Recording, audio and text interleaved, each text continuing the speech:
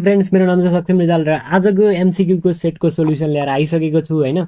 So सुरुमै question देख्दाखेरि नै अस्ति वन शट हेरेको स्टुडेन्टहरूले चाहिँ थाहा पाउनु पर्ने, यो चाहिँ मैले भनेको थिएँ सुरुमै हेरेको क्वेसन आइदियो भने होला है त।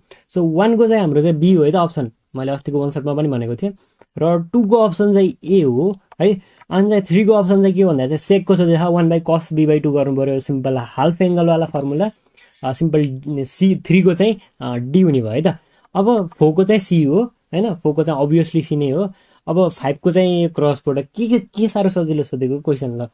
5 को चाहिँ तिम्रो चाहिँ ए हो है त ल।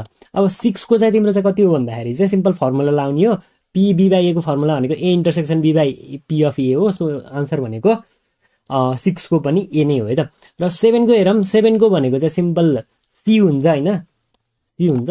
अनि त्यसपछि 8 को चाहिँ ए हुन्छ।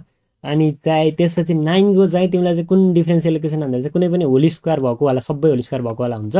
यसको इन्टिग्रेसन फ्याक्टर, इन्टिग्रेटिङ फ्याक्टर वाला पनि मैले गराएको थिएँ नि अस्तिकोमा।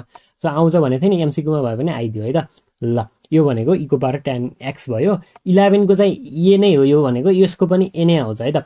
सो यसरी चाहिँ हामीले चाहिँ यो गर्यो। र ग्रुप बी र ग्रुप सी को चाहिँ मैले चाहिँ बनाउँदैछु हैन, त्यसको सेटको सोल्युसनहरू बनाउँदैछु, चाँडै नै आउँछ।